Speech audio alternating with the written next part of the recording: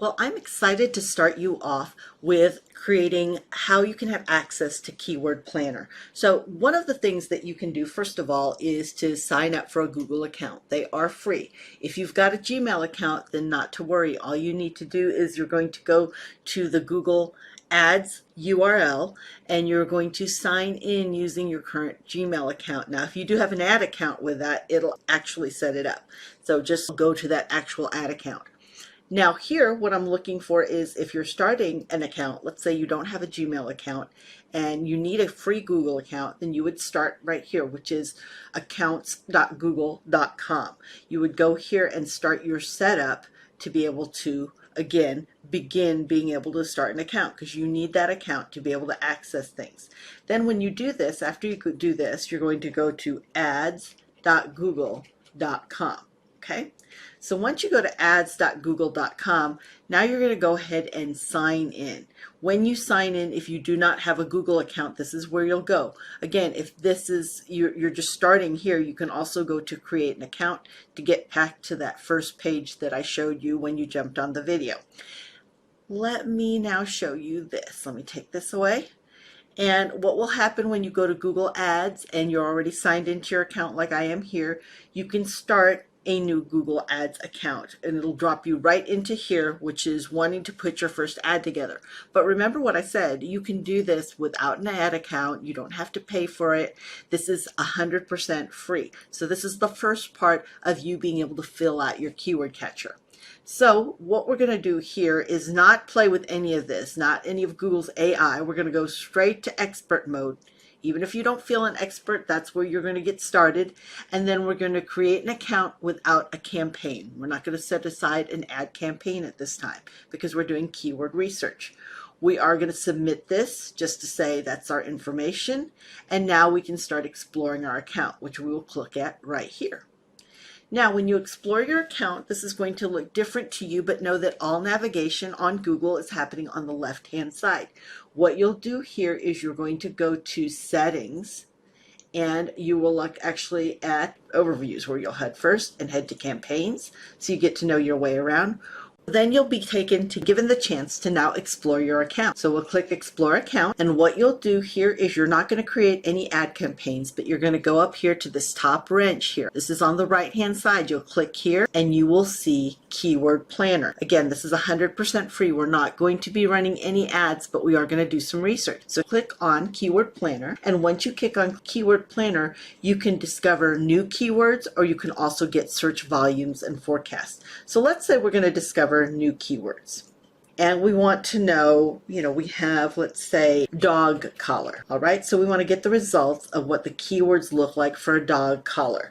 What will come up then, it'll let you know exactly how much on average the monthly searches are. So there's 100,000 to 1 million. It's highly competitive. So if you were to do an ad on this, it would be 64 cents per bid to $1.42. That just gives you a chance, because we know ads are paid by click, or by call. So that's why it's CPC, cost per click, or PPC, pay per call. We're going to close this up right now here. Even though it was giving you some suggestions, so you can click back here if you want to refine the keywords and get some suggestions. But I'm going to even take this a bit further by going to the column here and clicking on the column that you want the competition's index value, organic impression share, and organic average position, because you want a little bit more information about that keyword. So we've checked everything here and modify columns, and make sure that you look here at the very bottom, that big blue apply button, click apply. And now once you click apply, then you can see some of this information, and it will actually populate when you link your website to this. So I'll show you how to do that in a few moments. But first we're going to start here just looking and seeing exactly what's being searched out. Okay, and seeing what the volume is. This will give you a great idea of exactly what is happening, and you can download these keyword ideas and use this in whatever you're creating, in your post you're creating. If you're doing some ads also, of course, that's what it was originally intended for, but now you can even broaden your search. Let's say you don't want just dog collars, you want pet leashes.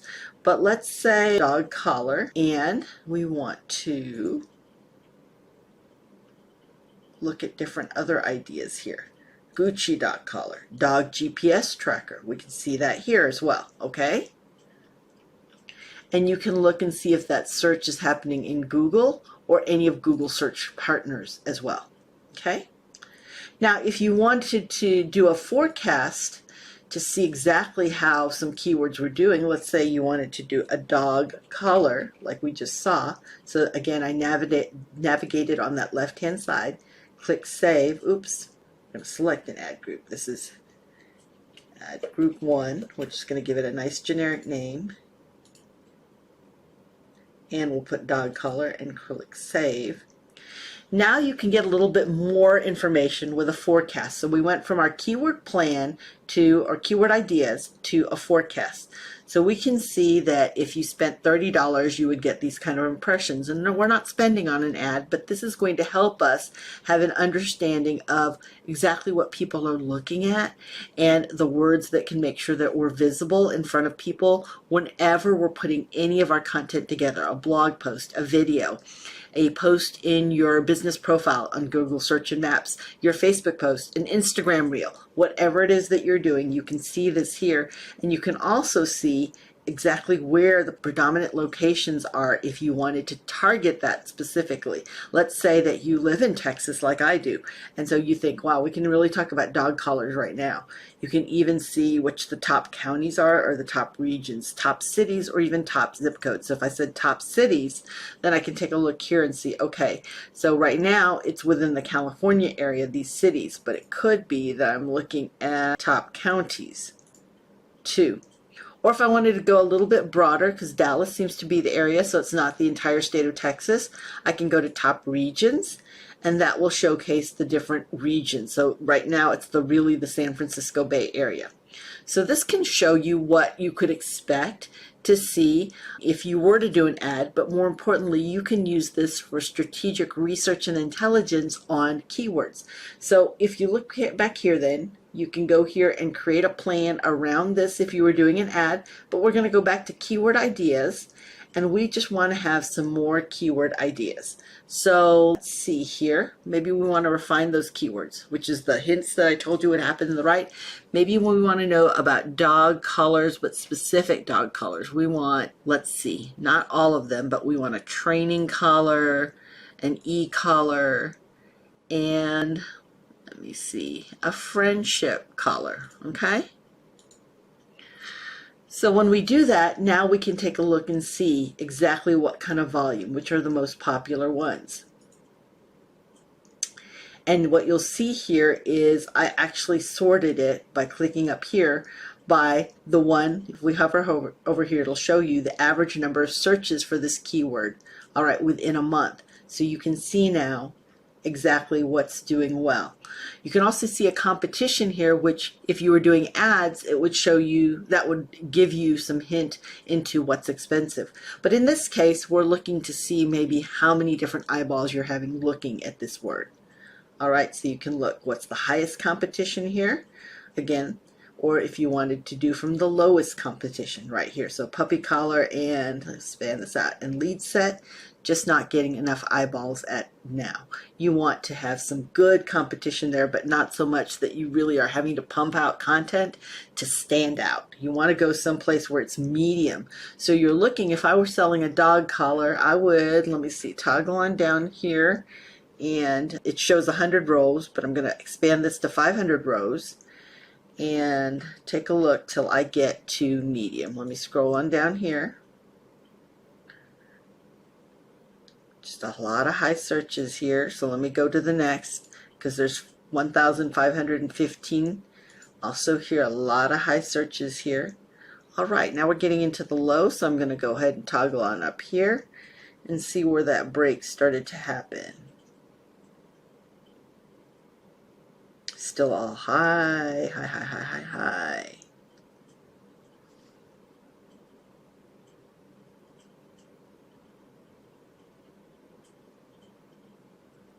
All right, now we start seeing some medium. So halo, a tartan dog, halo collar, dog collar medium, collar and leash. So again, this is searches that are 1,000 to 10,000, and it may not be enough volume for you, but I will share with you later in this program exactly how you can decide what the good mix is of how many you have in high and how many you have in medium. So again, you want some visibility without having to do a lot of work to create a lot of content out there. So we want to be really careful about what we pick. So dog collar for puppies might be one. Cute dog leash. Let's see. Dog collars large breed. Dog collar harness. Dog collars leashes. Adjustable dog collar. When we get down here, it's a little bit low, and that might be too low right now to be able to get the kind of visibility that we want. But if you feel like people are searching for best large dog collars, that could be good, because if you look here, competition, that would show exactly where you would show up in an organic search, because it's very much a low competitive phrase. So let's take a look someplace else now. This is where we can start thinking at keyword planners. Then I like to go to the next place, which is g.co/trends. In Google Trends, I can now take a look. Let me make that a little bit bigger for your eyeballs too. Get easier to follow along. So I can look at dog collar here. Again, I'm staying within that same search phrase.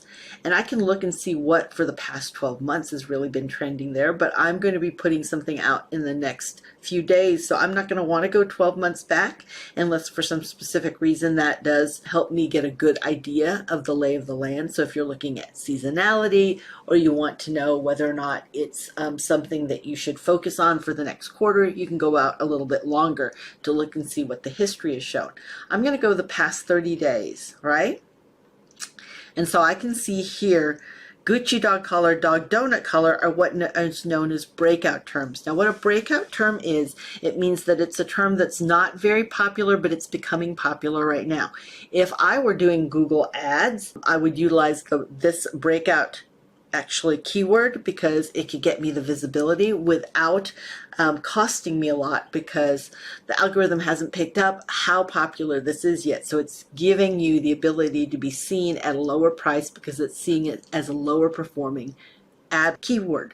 So what you could do that here, you could also, as I said, use this for your own content because people are talking about it. This really is that strategy and frame of mind that you fish where the fish are. If people are already looking here and it would resonate with your business, then absolutely you can do some posts, some photos with alternate tags, including these keywords, okay? So you can look here and actually see what's been talked about. You can also go here and see that there's a GPS tracking unit talked about. So the related topics might be a pet door, a pet necklace, a dog shock collar. Some people are looking at that. It might be positive or negative, a conversation that they're having about that. But let's say that you live in Texas and you're going to want to get really focused for the state of Texas. You can put in here Texas, and now it will show you where in Texas these conversations are happening and what kind of conversations. So they are talking about Elizabethan collar, and that collar is the cone, that cone of shame that they use if your dog is having some issues with itchy ears or anything, or they're medical and they don't want them to scratch at that rash area, or maybe they've had surgery too. They're also talking about dog training. So you can see now, if you know that this is a keyword that you want to focus on, maybe you want to do a video around it. So let's go again all out to the United States, but now we're going to go and look at a YouTube search and find out on YouTube what are people searching for. So they're looking for dog training, dog collar, on YouTube specifically for dog collar. Oh, let me go up here to YouTube search. We can see they're talking about that cone of shame, right? And these are the areas where they're talking about it. So these are free tools that can help you with your keyword search.